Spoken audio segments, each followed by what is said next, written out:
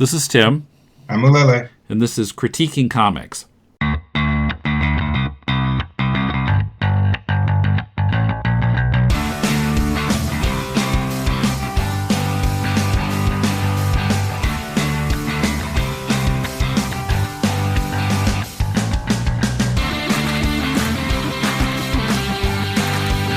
Welcome to Critiquing Comics. This is Tim with Mulele in Tokyo, back after a bit of a break here, leading up to the twin comic shows that are taking place this week as the you're hearing this podcast has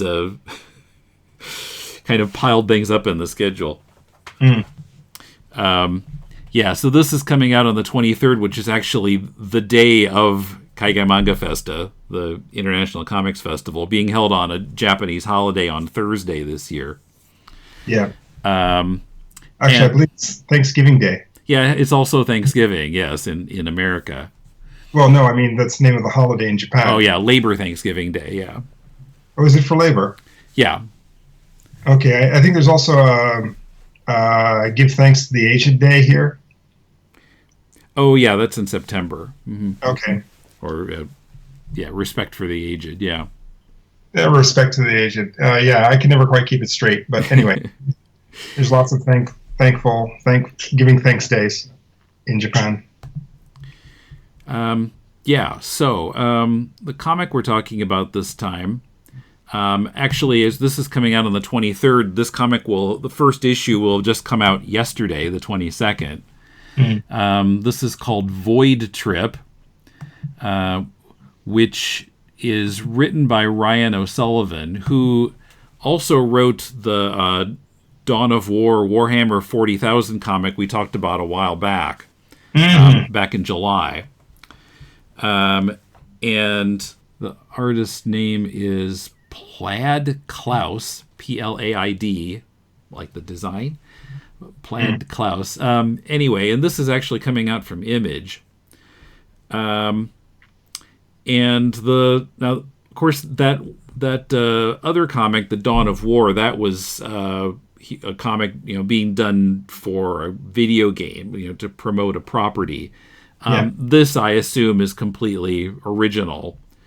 And in this first issue, we have a man and a woman. Her name is Anna. His name is Gabe.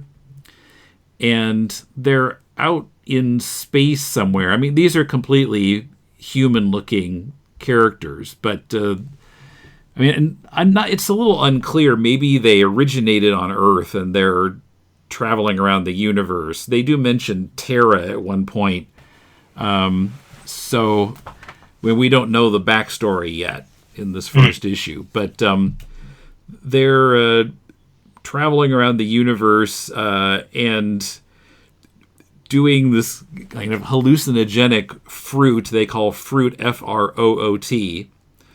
And in the first scene, they're trying to steal fuel from a big fuel tanker. And so, they're kind of, not maybe serious criminals, but kind of, I don't know, it's kind of a stoner vibe with these guys. But then there's also a guy in a white uniform, white mask, we can't see his face or anything, who is after them for some reason, which of course has not been revealed yet. I thought, certainly compared to the video game promo, I felt like this held together a lot better, and the art is really nice. What did you think of it? I seem to remember hating that video game. I remember it had some storytelling issues in the art, for one thing. Well, storytelling issues in the art, but also I accuse the story of being rather racist in its depiction of alien life forms, which is kind of, I don't know, being that it's all imaginary stuff, it maybe doesn't really matter. At least here, there seems to be a little bit less racism with the alien creatures. But I was trying to kind of decide what this was actually about. And we have two people on their way to a place that they've not described, doing nothing for 23 pages, maybe 22 pages. But anyway, right? Yeah, they're traveling to, what did they call it? Euphoria? I guess. But I'm just kind of thinking, well, what is it exactly I'm supposed to get from this comic? The artwork is nice. The characters are a little bit reminiscent of Jay and Silent Bob. But well, that big alien guy with the extra arms reminded me of something somewhere else also that I couldn't quite put my finger on. You know, the big kind of tentacle things that are hanging down like multiple elephant trunks from his nose area. Yeah. I feel like I've seen that somewhere. I think they're supposed to be tentacles, but yeah. It kind of looks vaguely familiar, but at the same time, though, what is the comic about? Yeah, well, you know, these kind of first issues, they want you to wonder that. But then, you know, there's always a problem with, you know, letting out just the right amount of information so that it's not an information dump and it's not baffling like what's going on here. You thinking maybe he erred a little bit on holding back too much information? Well, if I can't discern what it's about, and I've read 22 pages, there's a problem. And because, I mean, look, you hear about, I don't know, any story, whether it's a comic or a novel or a movie. I mean, you described the novel Cujo by Stephen King, for example. It's about a dog that is rabid and attacks this guy. It's basically it. That with the name Stephen King, and so it'll have some sort of horror bent to it. But there's I mean, if you would think that Stephen King, if you didn't know Stephen King, you'd say it sounds like a kind of a boring story, but there is a story there, and he writes it well, so it actually became a movie, and people watched that shit for 2 hours, and it seemed to go over okay. So I don't think telling the reader what the plot is going to dissuade them from following through on the book. Because I don't know. I think if you have a simple plot with interesting characters and an interesting take on the universe, the plot, or whatever else is on the page, then people want to see that through. Even Lord of the Rings, you have Frodo returning a ring to the place that it was made from, and that is the mission. And that shit lasted 12 hours worth of film, 3 fat novels, and actually I went through all of that multiple times for each, and I was not bored, even having read and watched several times both the book and the movie. It was an interesting trip, and there was something to be gained from it. From this, it seems like, okay, they've held back describing what the goal is. They're going to get to this place, but they're not going to tell us what that place is or why it's special. They can tell us that the universe is dangerous and trying to keep us down, but they're not going to show an example of that other than these two people who are just stealing from people and trying to get high. We're going to have a guy who is trying to hunt them, but we're not going to know why they're being hunted.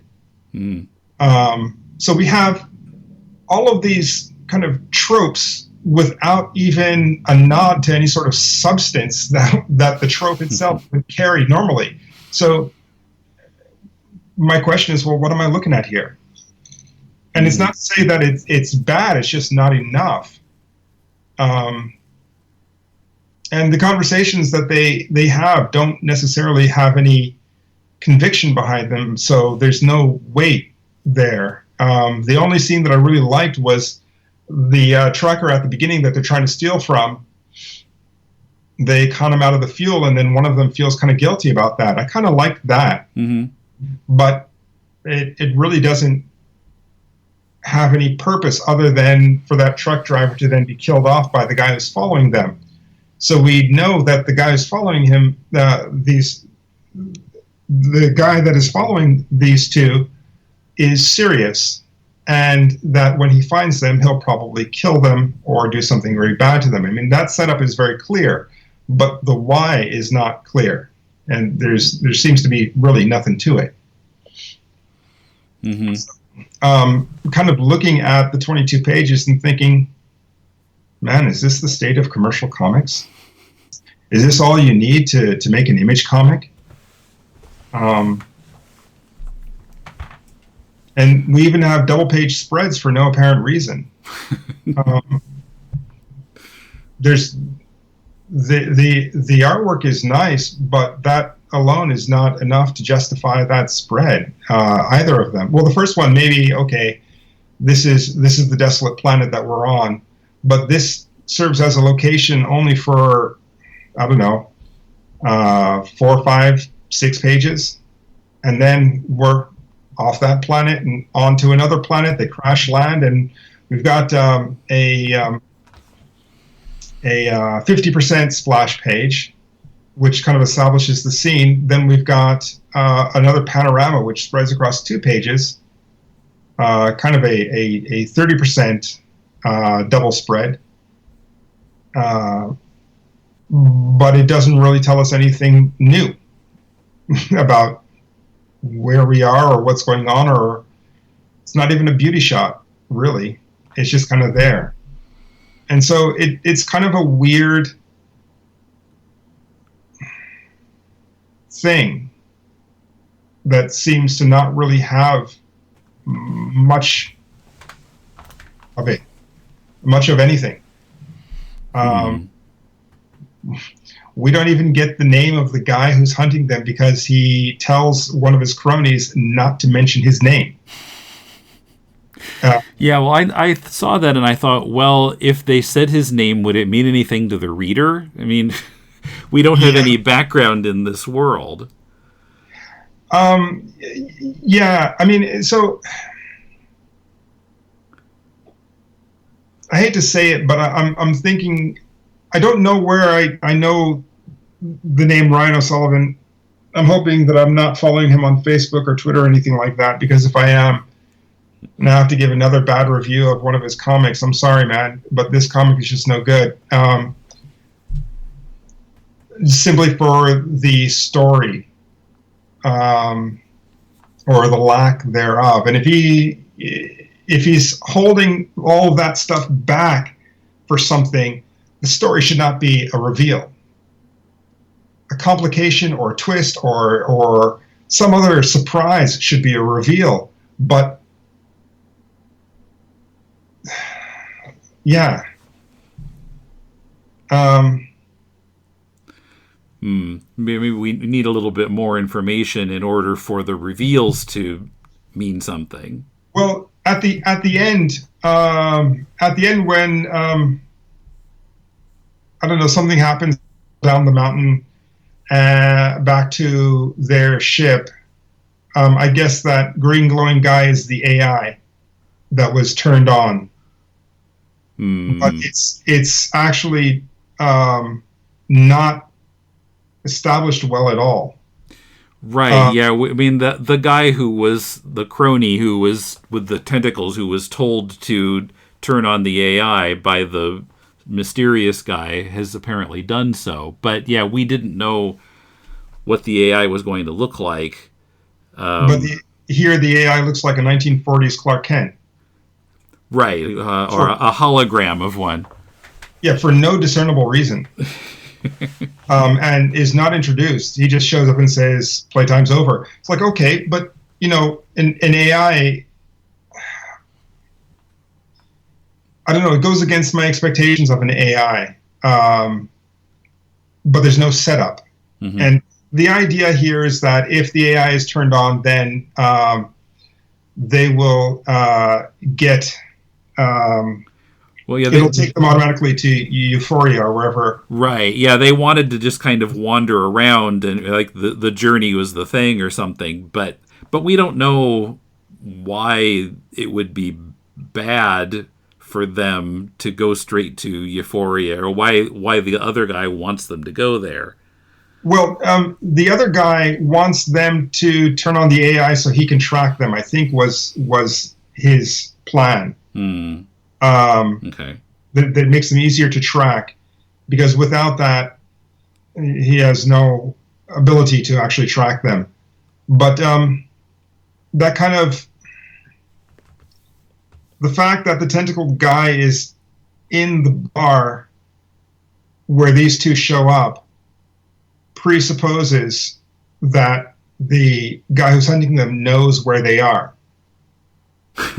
So in a lot of ways, it just doesn't have any sort of logic to it. I have heard that a lot of media is dumb, but this one is pretty dumb. I'm sorry to say it so frankly, but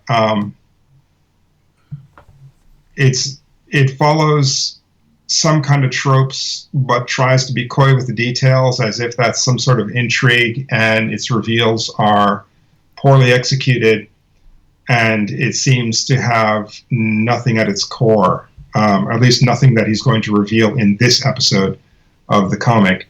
Had I put down money for this, I would have been pissed. I would say no. I'm sorry. When I look at a comic, and this is my own sense of just what comics should be, in my opinion, I'm looking to connect to the writer or the artist in some way. I want to see them. Now, having read 2 of Ryan O'Sullivan's scripts in comic form, I'm finding that he's not putting a lot of himself in the comic, because I would expect that he is a little more thoughtful than his comics would. It's like pop music. Pop music is designed to grab the attention and by extension money of the general music listening audience, and has very little to do with what the individual artist wants to, unless they're so head over heels in love with pop music. But that's the thing. If you love pop music from today, and you start making today's pop music, in 2 or 3 years you'll be played out and you'll be out of business.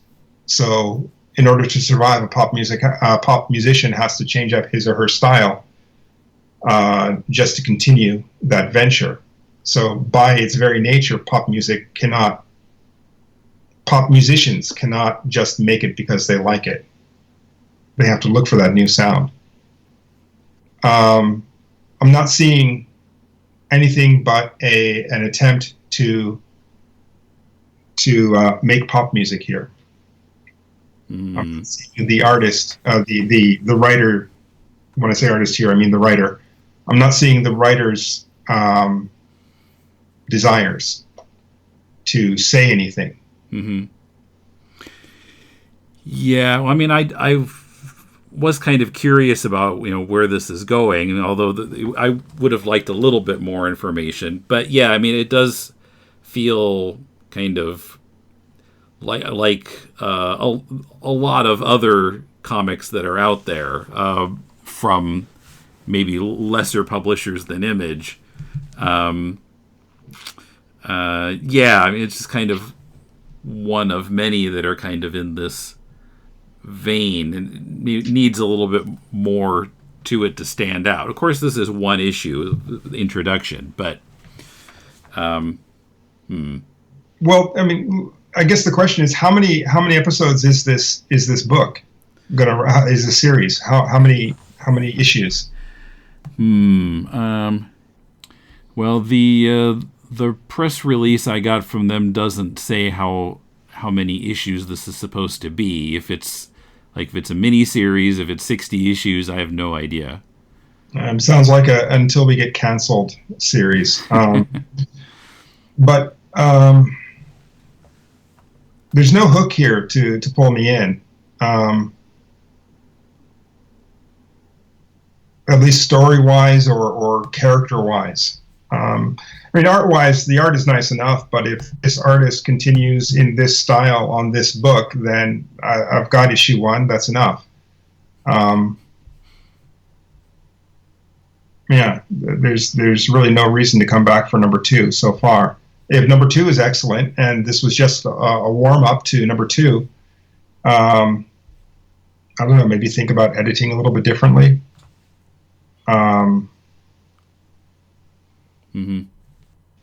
But I do want to just kind of ask. I mean, after the review that we gave that last book, what was it called?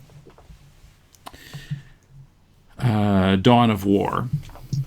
The what of war? Dawn, D-A-W-N. Okay. After the review we gave of Dawn of War, I'm surprised that Ryan Melvin has sent us a second book.